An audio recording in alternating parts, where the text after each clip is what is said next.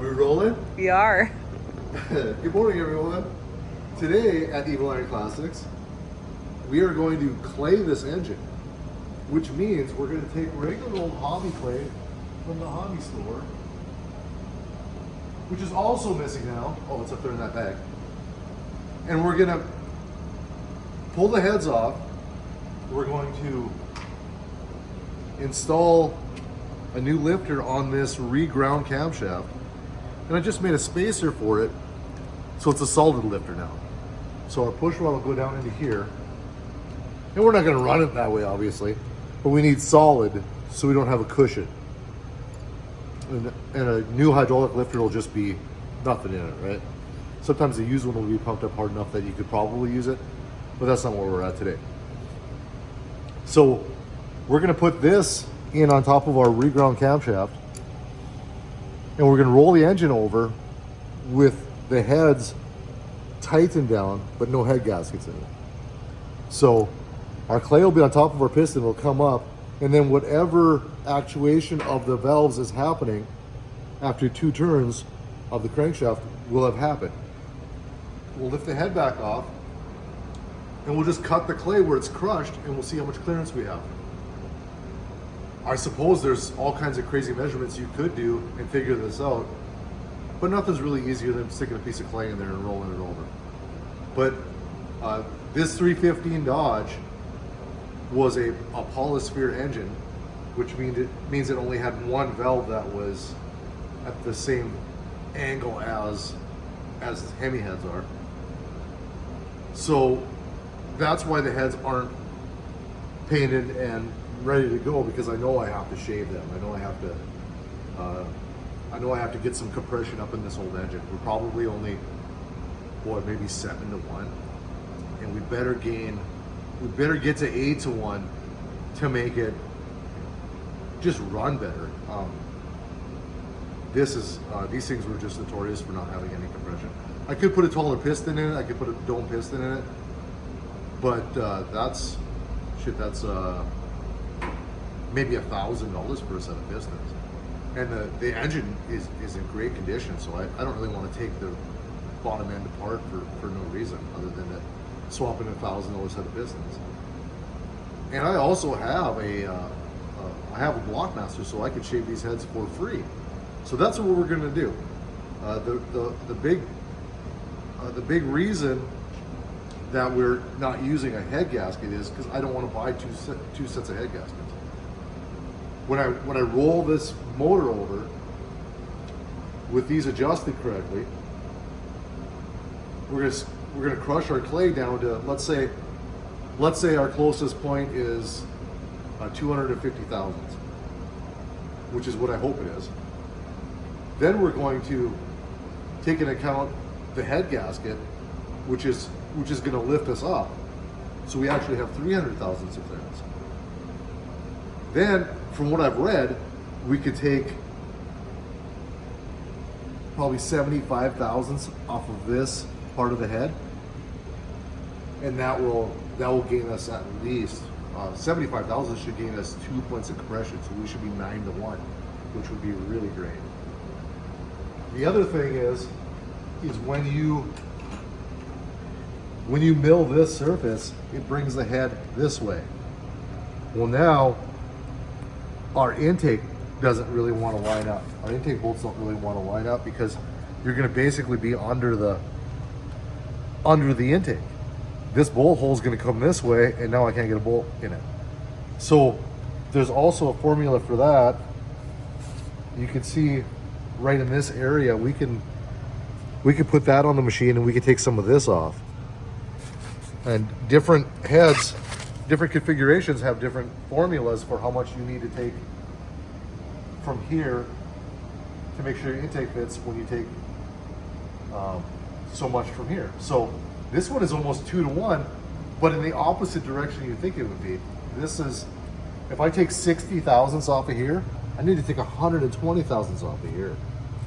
So this is the first set of Hemi heads that I've done this with. I got just all this stuff mocked up just because we knew we were gonna end up here doing this. So this becomes an issue. we're probably 80 high there or so. But by the time we get that taken down, if we're lucky enough to do 60 here, we're gonna have to do 120 here, and we're gonna be into here.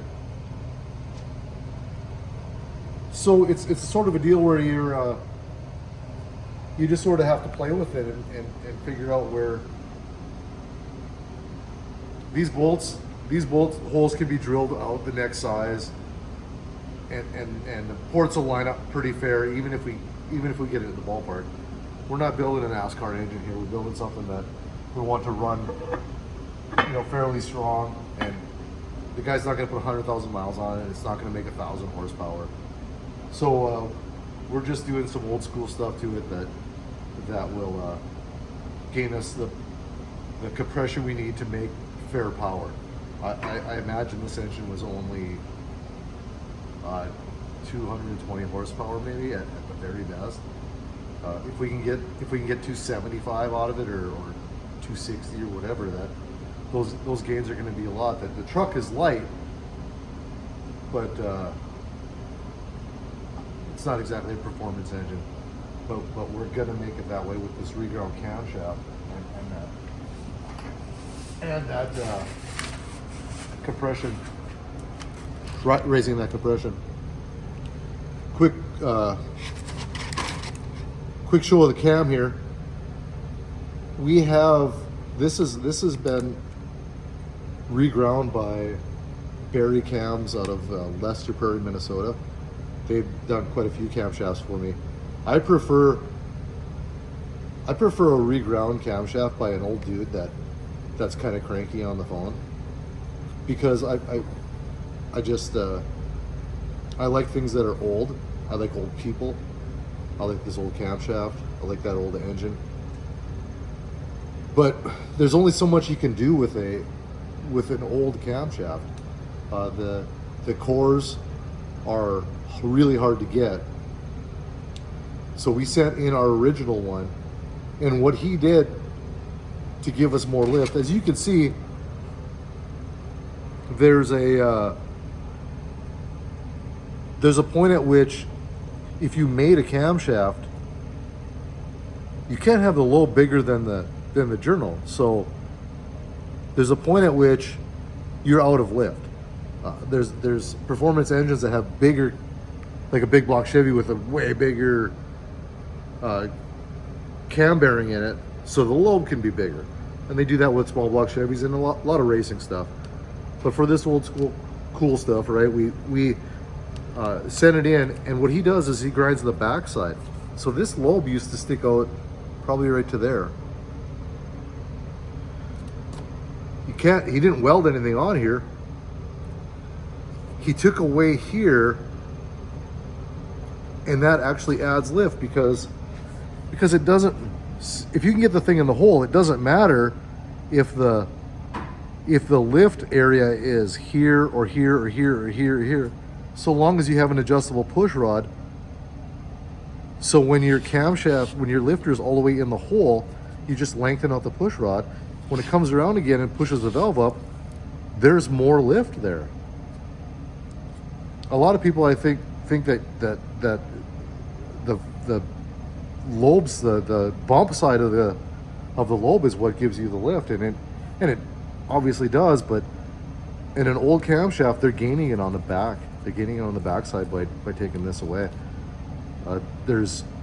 That can obviously cause a lot of trouble, but we have adjustable push rods for this, so we'll just be able to make that difference up. Same way with Flathead Ford, they have adjustable lifters, so same thing. I have him do Flathead Ford camshafts for me, and we just adjust the lifter out. And that's not a thing where we're putting a band-aid on something or half-assing something. That's how it's done. That's really how they would have done it years ago. And if there is a new way to do it, I doubt that it's better than that way. So I'm gonna do it the old way. We'll get this torn down. We'll just do one cylinder. So we'll get push rods, lifter, camshaft in the block, get a head back on it, clay it, roll it over, and then we'll show you the results. Now this thing is heavy. They refer to this as the baby Hemi. So the big Hemi is terrifying. You can see the size of the valves. They're just little guys. The potential for big power just isn't there with this engine. This engine came from a 58 or 59 Dodge truck, and like I said earlier, it had a polysphere cylinder head on it. This isn't rust. If anybody was worried that it's rust, it's grease.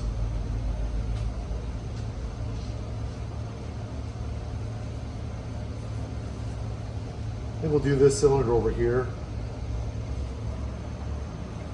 since it's right in the front and nice and easy. Another thing we had to do to the block is fill these. The push rod holes are different if it's got a Hemi head on it or a poly head on it. So we ended up having to. I just tack welded washers in there is all I did, and then I epoxied over them. They're not super critical.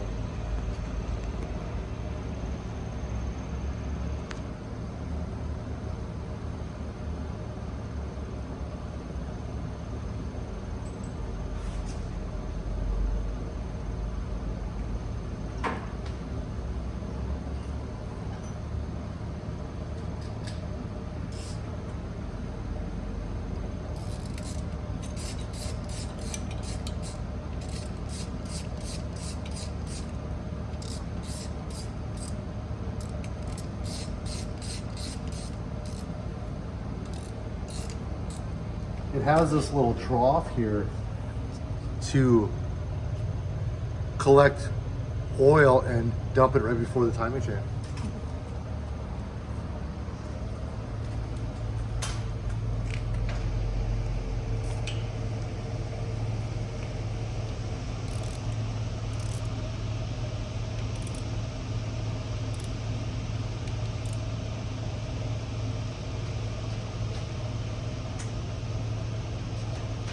Okay.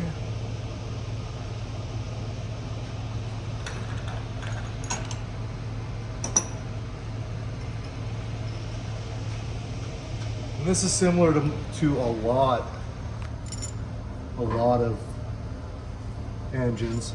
There's a mark right there, there's an O right there. So that has to go straight up.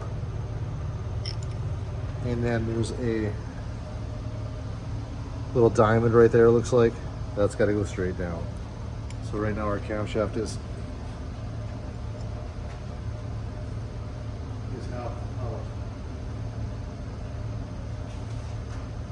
My camshaft,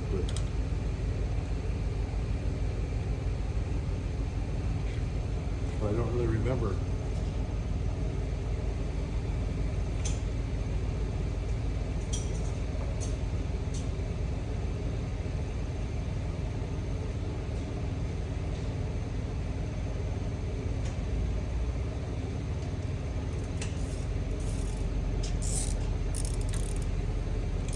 So that'll draw that camshaft back forward a little bit,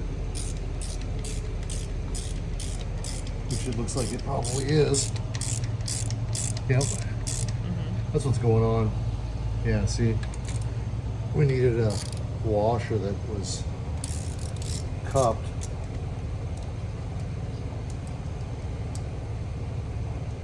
Because it fits over that cam. So I'll put some Loctite on here, some blue Loctite. Blue Loctite. Over here.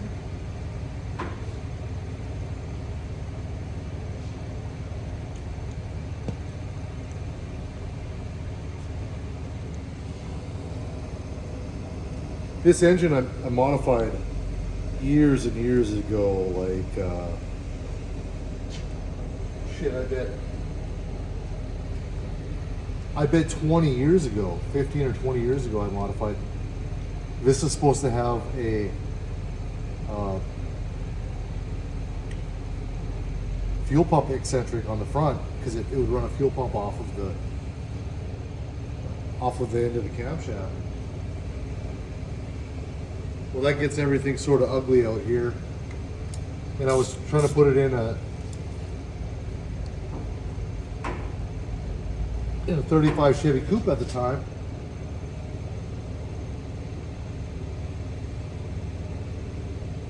I think I'm off a cut. What's wrong with me?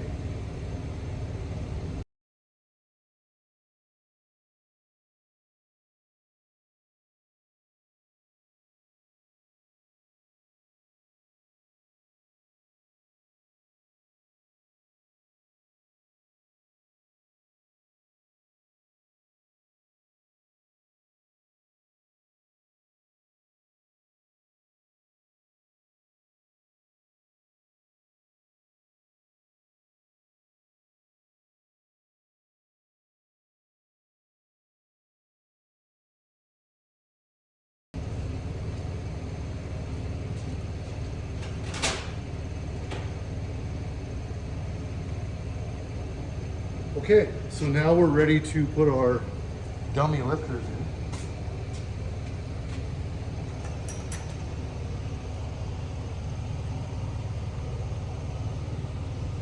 Put a little assembly loop on them.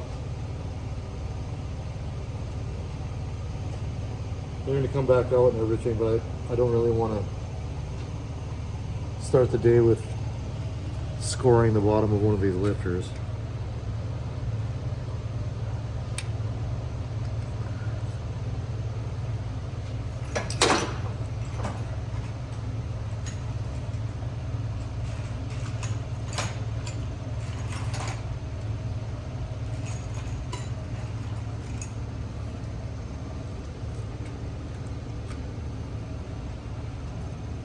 So we waited on this camshaft for a little bit, and I had the lifters.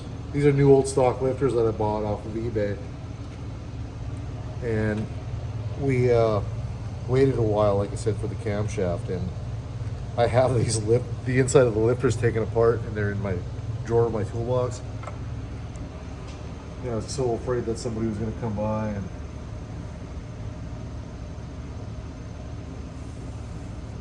mess everything up. Okay, so cylinder head. Am I above it? Yep. Okay. Then just put your hand on it and make sure it doesn't want to flip off. And I'm going to get some rocker arms.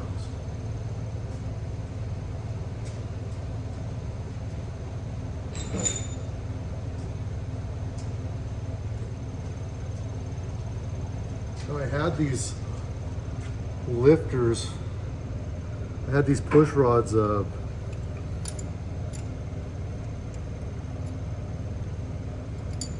adjusted once already. But since I showed, like I showed you earlier, the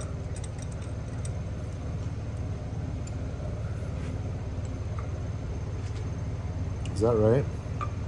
Or is it the long one on the? I think that's right. Make sure we're not. Like all these back here, we're not concerned with.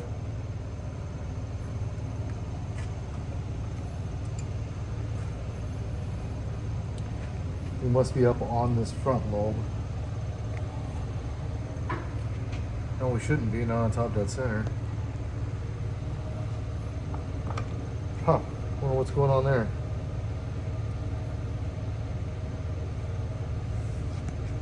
Get a light. Just grabbed a push rod that was out of adjustment from, from a different hole. Yeah, we're up on the lobe there, which would make me believe that these two lined up. These two lined up is probably not top dead center, because these should be closed and ready to go boom. Just because they're lined up, that doesn't mean that that that's where it's firing. Even a small block Chevy, believe it or not, which I've worked on my entire life, if you line these two up the way we did here, that's actually firing number 6, which makes for a lot of confusion. So I don't know why Christine didn't tell me to put the clay in the hole first, but we had to take it back off and put the clay in the hole. So Christina, when I take the head off, just drop the thing in the hole like that. Okay. Hopefully I can lift everything off. You might end up having to put these push rods back in these 2 holes. Okay.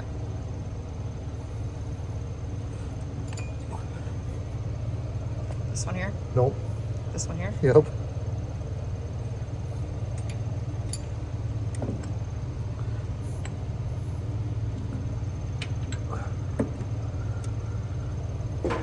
How do the push rods look?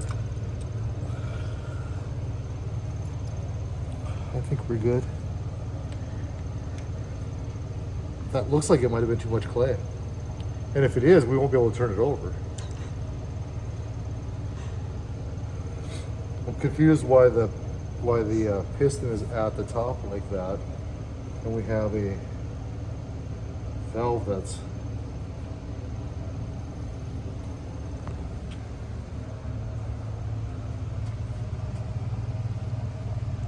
the intake valve.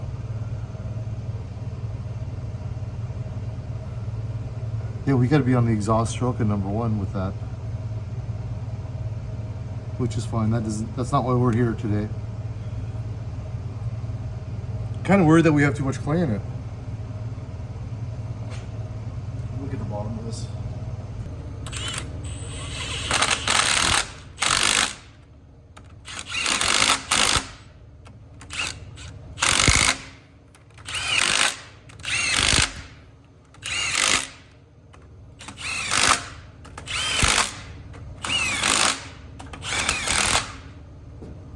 Oh, I thought I had that wire in there.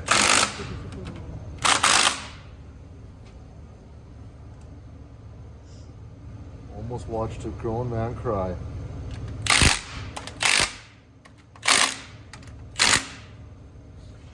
Okay, so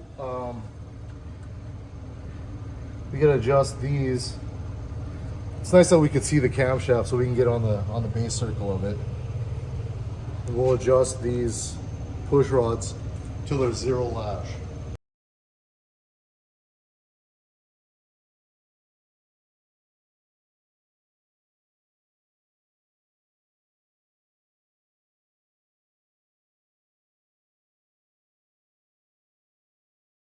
So, like I said, since we can see that lobe clear as day, we're going to make sure that lobe is all the way pointing that way, and then we'll adjust that lifter.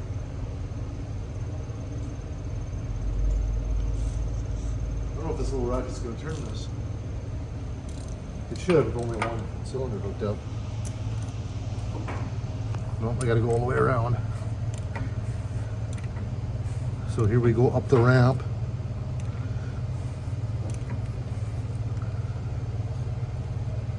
Get to the other one quicker, let's do that one. You see that one right there? Mm-hmm.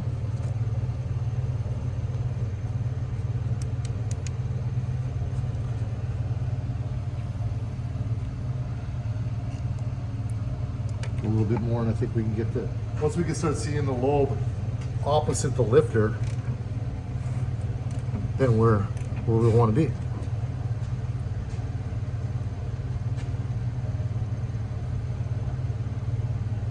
I don't see it yet. I see it now. A little more, and then we're exactly, that's the base circle. So now we turn this till we could just barely move spin the push rod with our fingers, then we know it's zero lash.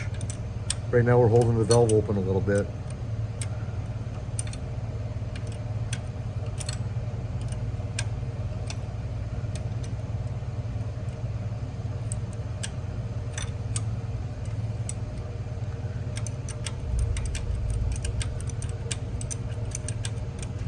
There we go. So that's 0. It's not 0. That's 0. There's a little drag on it. I'm just gonna snug that up. This isn't our final adjustment on it because we don't have a head gasket in it. Same thing here. We got to turn it so that, see, we're just put something in there. Once we could see that lobe on the opposite side, then we know we're on the base circle of the camshaft, and that's where you adjust the valve. So it's nice when they're open like that and you can see them. Okay, we're almost there. All right, so that lobe is pointing toward the floor on the other side there. So we can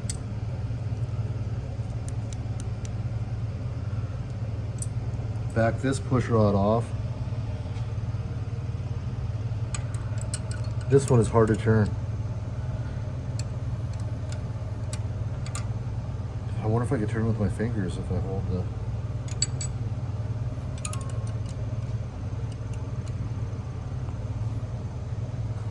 Yeah.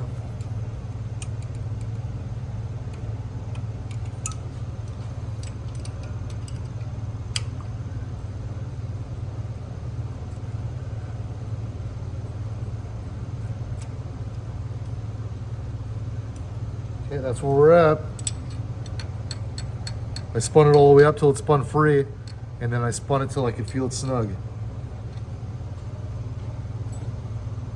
Now, we'll roll the engine over 4 times just because I want to make sure that we get our clay crushed. It might actually get tough when it gets to the clay because it's a big chunk we put in there.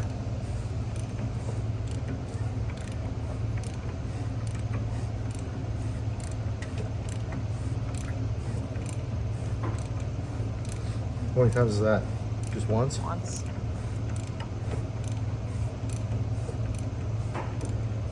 Twice.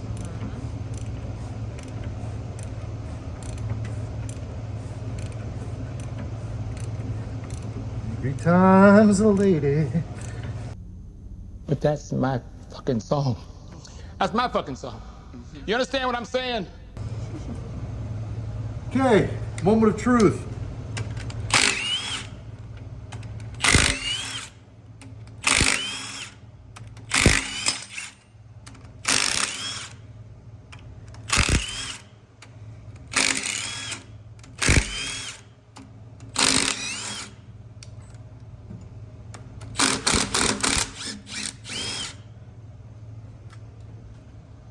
Hold down on it. I'm going to take the rockers off first.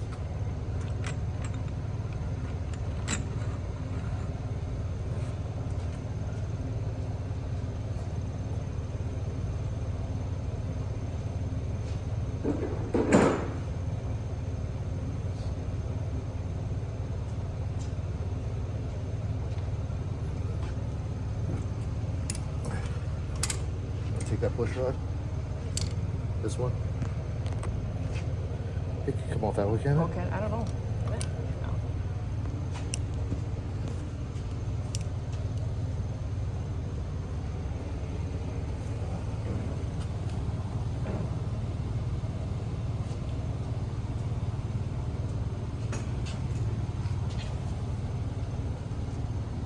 We had that grease on top of the piston, so hopefully that'll help us remove the... Yep. So it looks to me like we have plenty of clearance. I don't know what's going on here. That just looks like it crumbled back in there.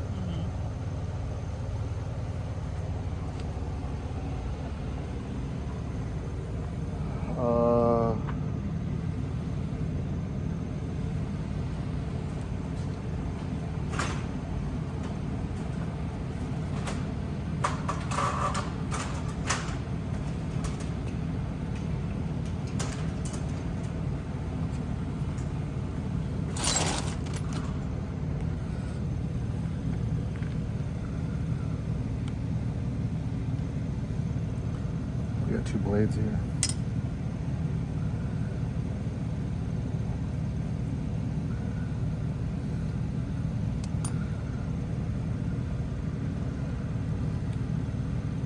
We don't have a lot of clearance there.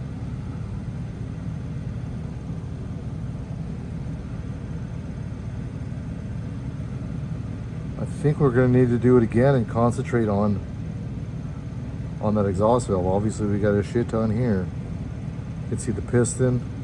But let's try it again with the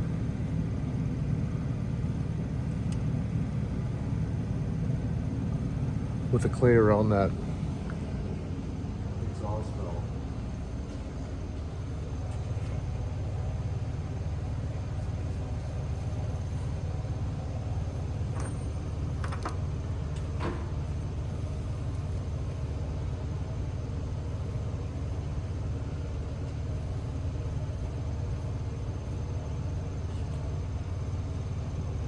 Probably don't even need that.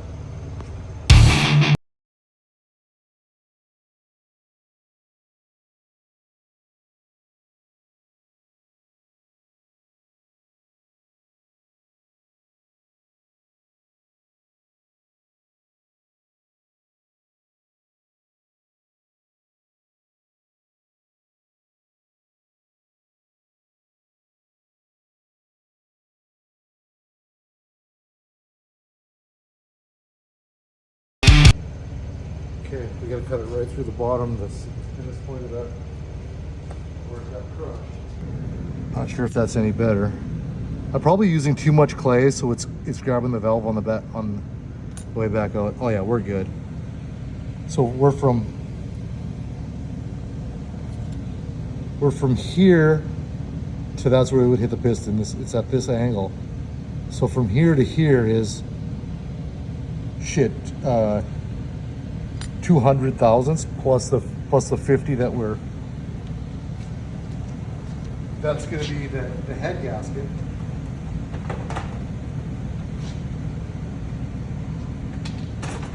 So it was a bit of a confusing situation for a minute there, but I think what happened was the valve came open and then it hooked to this piece and got rid of it on this one. You see how it's all gone right there? I think it's gone right here too. Yeah. So we have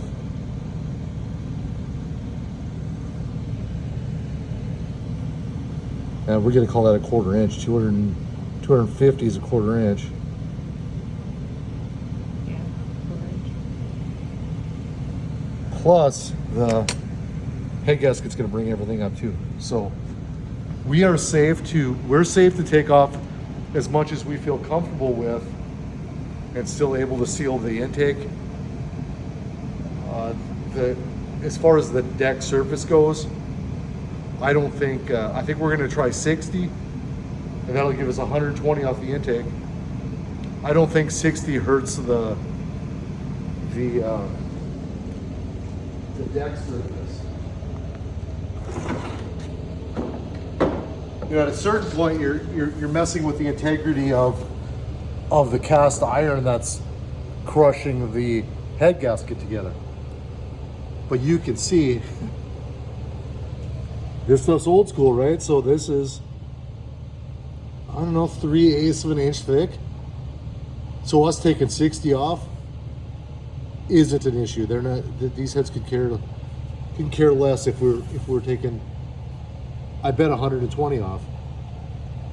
The other thing is these push rod holes on the stock Hemi head have to be enlarged, because anytime you start using a aftermarket camshaft, the angles of that push rod change a little bit. So it looks like I've already done that. These appear to be 1/2 inch, but I think they're only because I think this is a fatter push rod even than what was originally in it. So they may have only been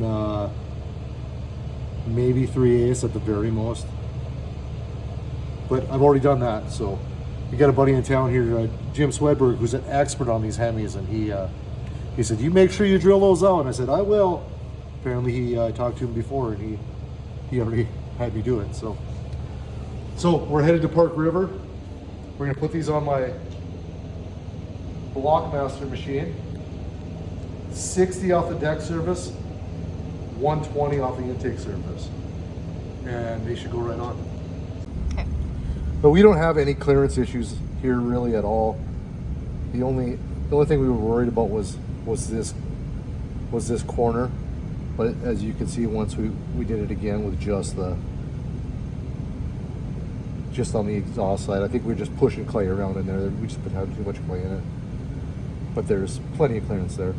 But I was telling Christine that the reason that Hemi has a reputation for huge horsepower, has the ability to, that design has the ability to make, well, they're top fuel engines. That's what a top fuel engine is basically designed after. The reason is you can see this area here is the quench area. This is where the piston comes up, and that's where your boom happens. That's where your fire happens. Well, different shapes lend themselves better to fire, basically. Like if you had a notch cut off this way, and now we're dealing with that little triangle area instead of this nice dome. It's basically harder to start a fire in there. So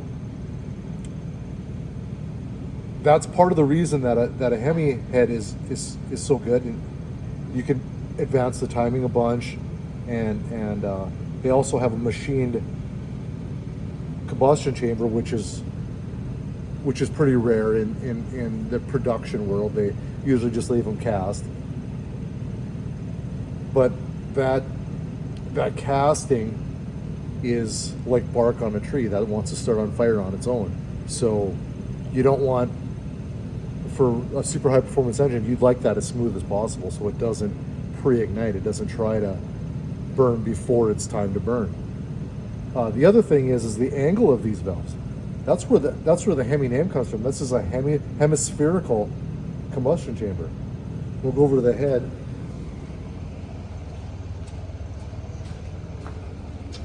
So most cylinder heads, wedge type cylinder heads, the valves are in line this way. So this valve is tucked in quarter turn, right? And then the spark plug would be like in this area. So what happens is the valve opens, and then it has to deal with this wall. So let's say this was sitting way down in there. This valve straight down is dealing with this wall, and this valve would be dealing with this wall. So that's called shrouding. There's things you could do about it, but apparently the best thing to do with it is just get a Hemi head. It's the best thing to do about a shrouding issue, because this valve opens. Let's say it comes open 400 thousandths, comes out to about to where my thumb is, and then it just air all the way around fairly equally.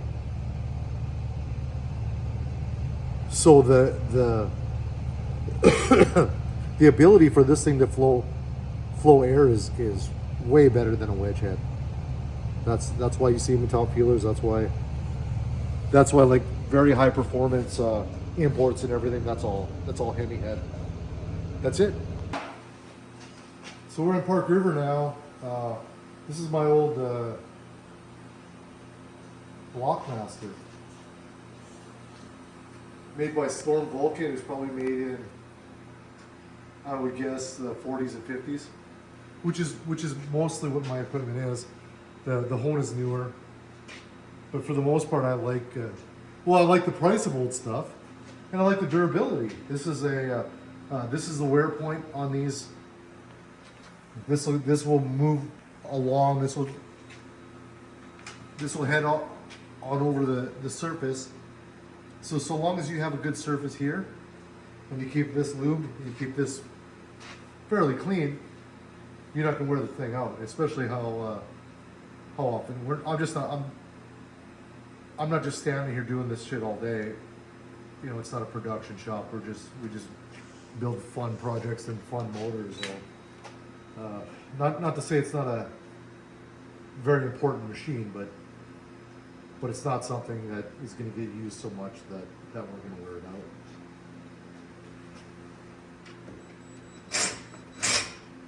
What do I have here?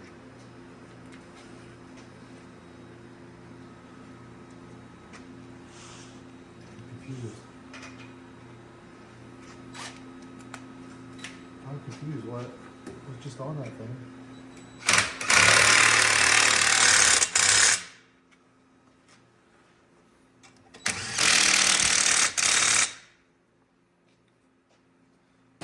So these have been set up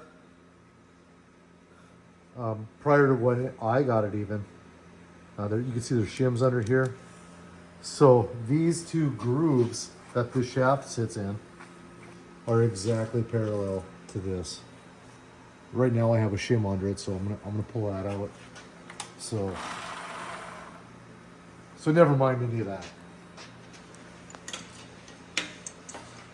We'll just pretend that I don't have a shim in there.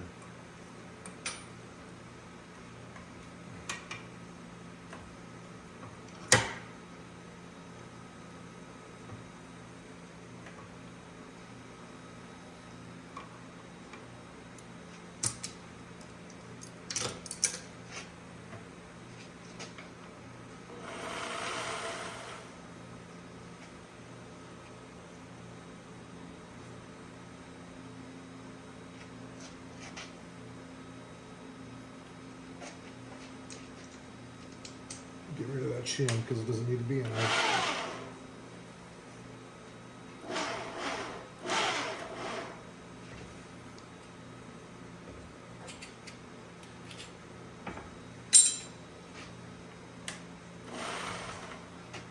Because sometimes it's easier to just go ahead and shim the thing instead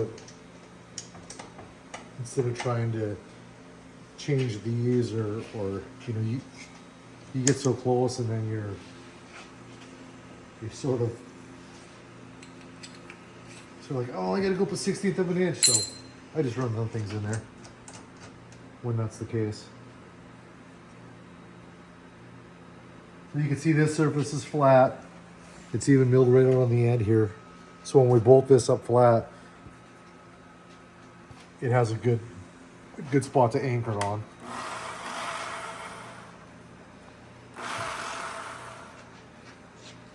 In this machine, I'm self-taught with it. I bought it from Matt, and I just came home with it and started messing with it, which is pretty much everything I've ever done. So if there's somebody out there that's trained, that's going to be like, oh man, you're doing that wrong. But bottom line is when I'm done, the surface is flat and square. And that's what the machine is designed to do.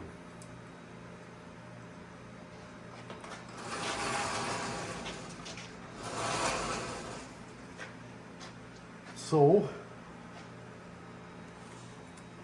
we put this on our wheel of death. And we start to square the thing in. What is going on here?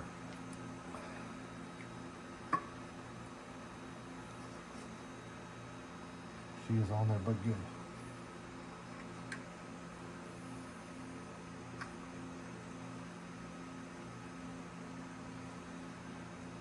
Right about that area.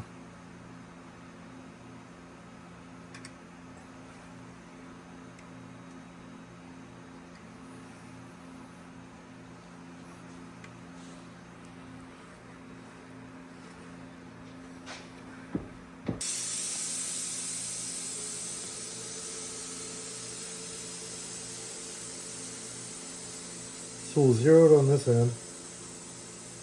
I just start in the middle at first. I don't know if there's a reason I do, I just do.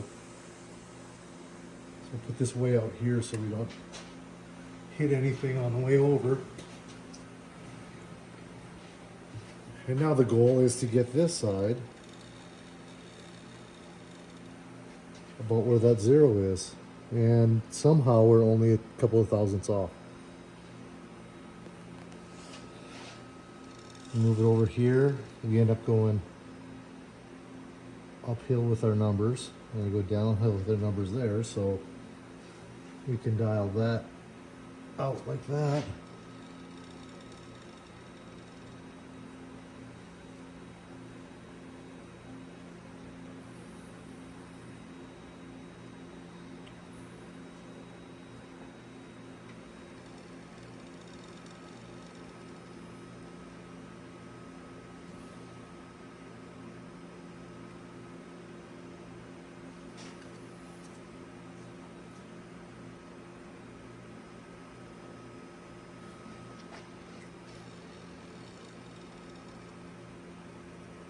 Not sure what's happening here.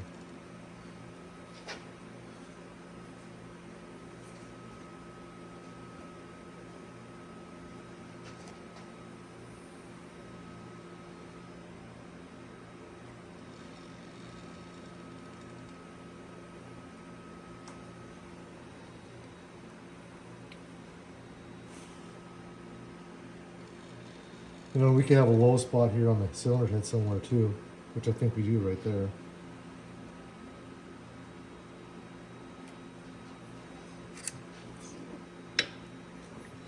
And this is where we get into the, man, you shouldn't be doing that thing. That's not how you do this, but this is how I do it. And you guys can cry about it if you want, but it's my machine, and I'll continue to do it this way. These cutters go in that direction. And they have a small amount, they have a small amount of lead to them. There's a little bit of this going on in there. So what I do is, I just drag it across there once I'm really close until it scratches the surface. And it just, so much quicker to dial the thing in.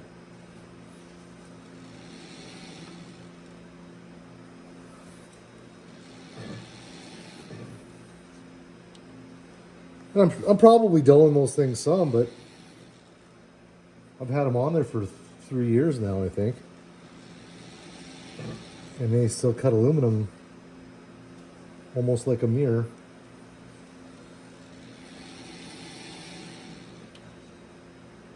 Can't be too darn wrong. So we're waiting for it to hit here.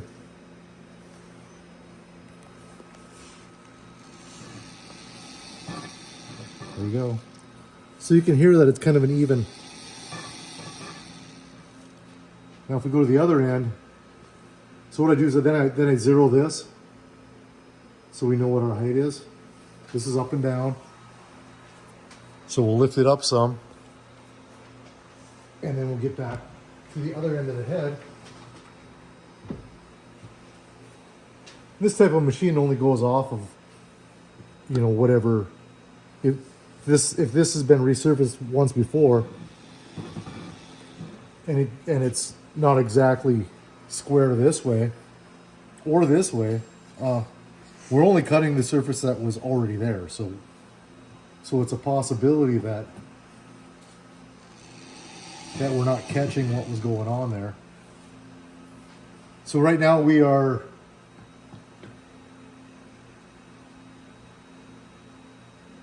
like 5 thousandths higher on this end. So there's that eccentric here that'll move this plate up and down. It moves everything around kind of, so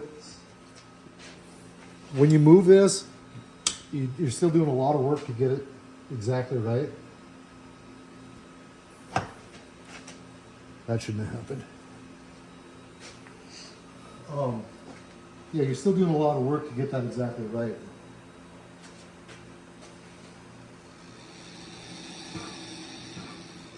See now that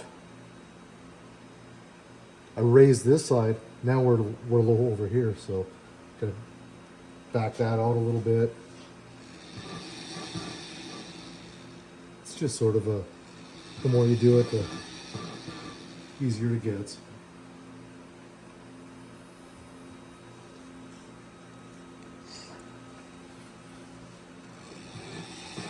So then of course we change our zero now. Our zero's in a different spot. We're gonna call that zero because you can barely hear it scratching.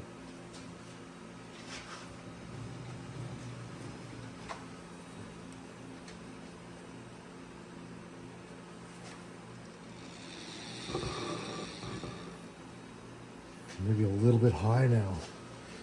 And if we get within a couple of thousandths, that's probably as good as we're going to do.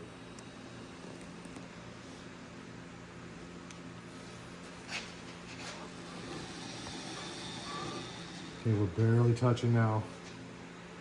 And we're on zero, so if our other end didn't change that much, we're going to call it good.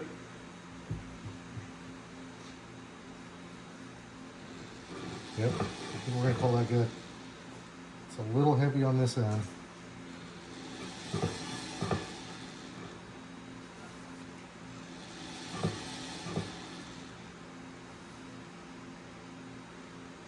And we'll end up with a lot of twist in a cylinder head too. So it's something where you're maybe not going to get it exactly where you want it anyway.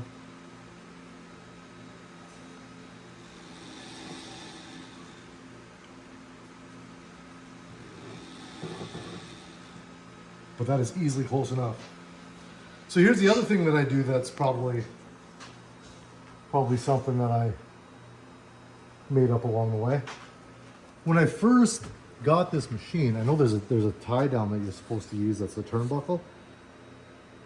And oh, we're in the danger zone there. Look at that thing. It's up over that hook. So anyhow, we'll fix that. But this tie down was the first thing I used. Then I tried to bolt it down. Tried to bolt the thing down solid.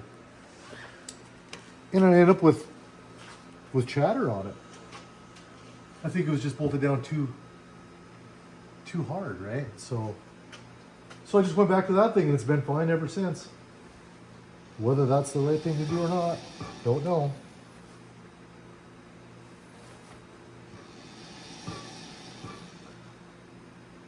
But you can see a small change like that, just unhooking that and then hooking it back up. Now all of a sudden we're way out of the game.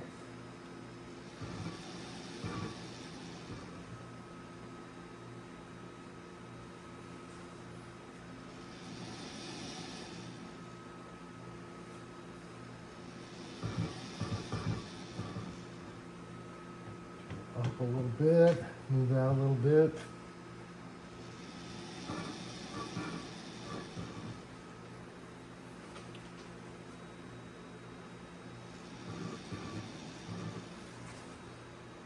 That's our new zero, and it's about 3 thousandths away from our old zero.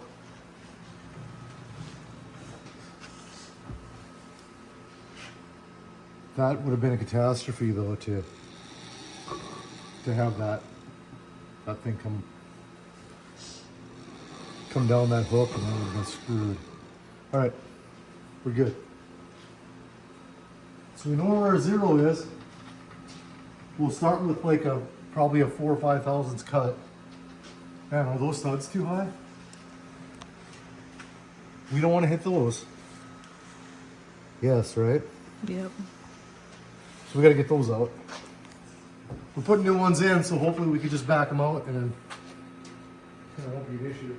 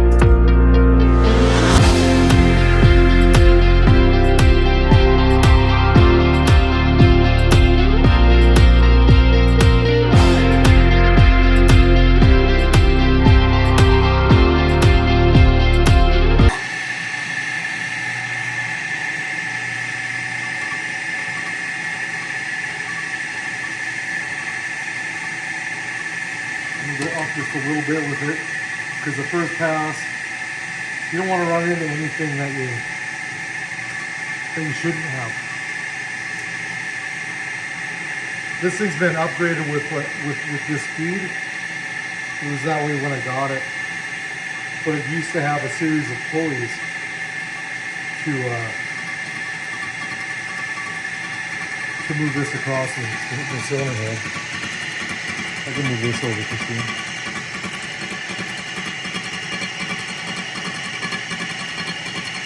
So our first pass is just to know that we don't have anything in the way. You know, we're not going to have any issues with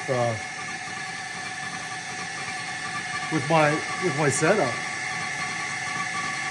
So if we make a pretty clean pass all the way across, this is only like a 2000s cut, so we're probably gonna have a few holes in it, but that's normal. That's normal for almost every cylinder head.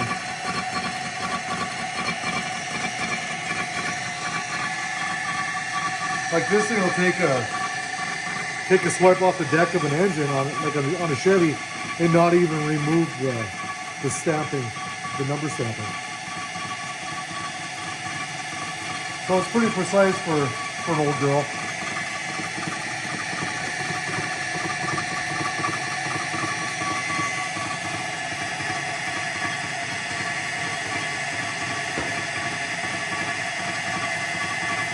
But it does take a while to get from one end to the other.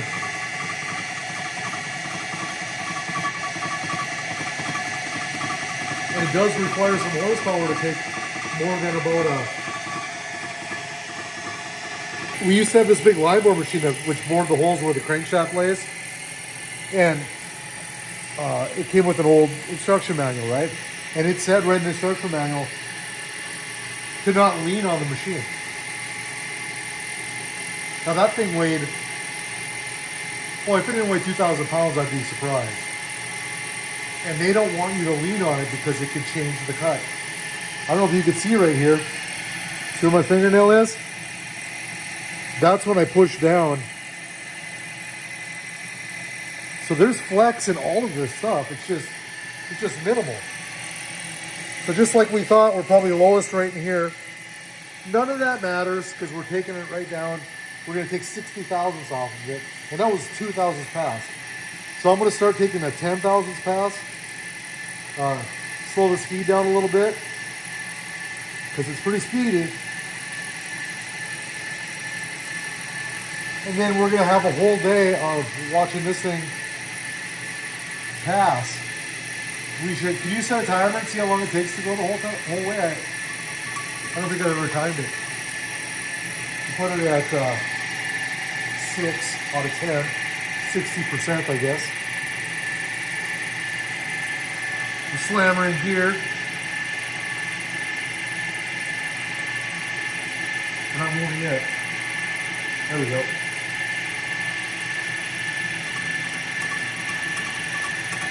Yeah, so it was a 10,000 pound.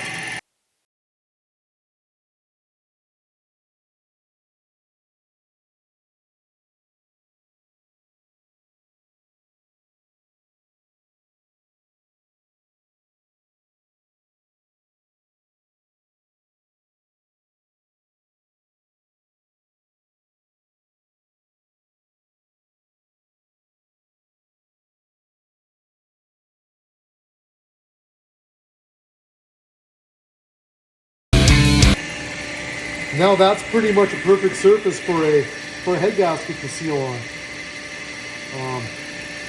There's different smoothness that different head gaskets want, but this old Hemi needs a little bit of something to grab onto with the head gasket because it's a composite head gasket. Newer head gaskets, you want pretty much a mirror finish, but that's not what we're doing here. So we're gonna do what we know is right.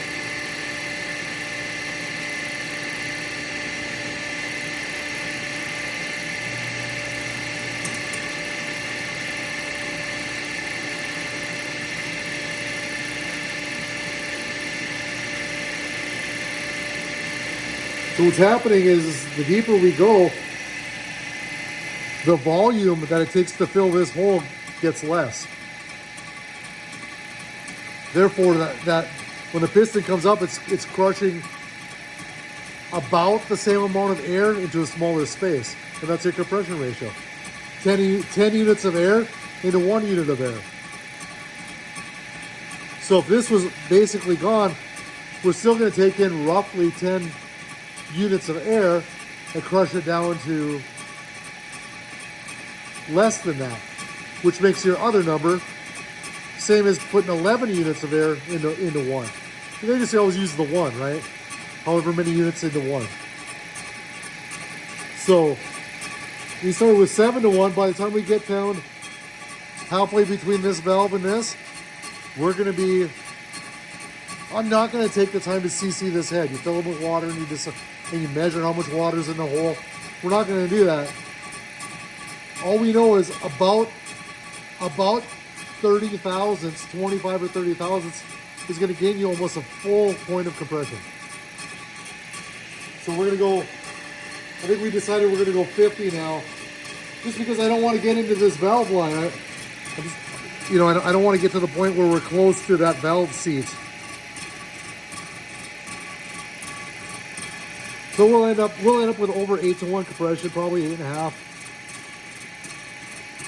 So he'll run on just regular old 87 probably, but if he puts 91 in it, that'll be fantastic. But you can see the results here. So I didn't want to go a whole lot more because we're going to end up in that valve seat pretty soon.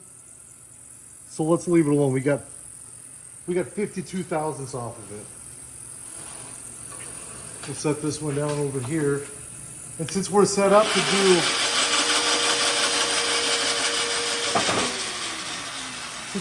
do the deck surface, we're going to go ahead and do the deck surface on the other one. So we're not moving all this shit around for no reason. And then we'll come back and we'll do the intake sides. If that lands on Christine's foot, I'm in big trouble. Oh yeah. If we start getting into here too far, we're going to go as far as we feel comfortable with, and we'll call it good.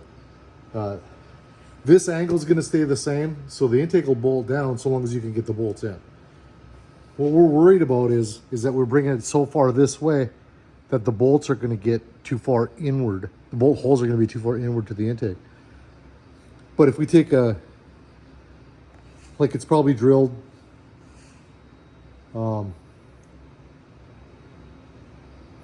let's see, 30 seconds probably. No. 30 seconds is probably what the hole in the intake is drilled. We could just drill the next size bigger to get the, obviously we don't want a huge hole like that, but all that stuff will line up once. Important thing is this angle to this angle. Otherwise you're going to have the intake sitting on there like this. So, did I put this back to 0? I did not.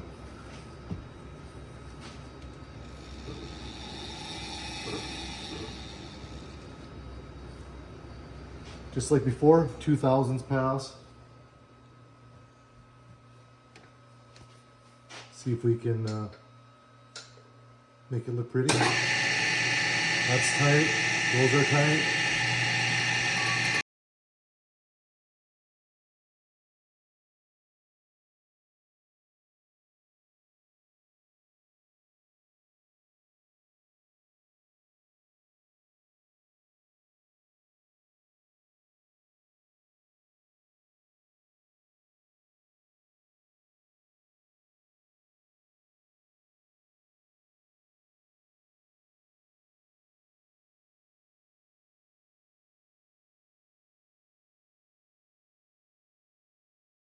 So we made our final pass on this one.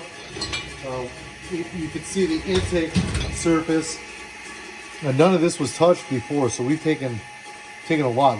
We took 104 off of here, 52 off of here. Now, there's a formula that's 2.0 whatever. So we should have taken slightly more off of here than here. But when you start to talk about 2 or 3 thousandths of an inch mounting a manifold on, it's not an issue. You get it in the ballpark and the bolts line up. That's all we're looking at. So this one's all ready to go. We'll get it primed and painted. Probably try to knock some of that little bit of surface rust off of it with a wire brush, and then we'll prime and paint it, and then we'll get it on Rick's Hemi. Hopefully have that thing running in just a couple of days. I'm curious to see if they were able to get enough. They didn't send me specs with the cam, so I'm curious to see if we'll get something out the exhaust that sounds like a performance cam. But we'll go ahead and shoot that when that time comes also. Thanks for watching.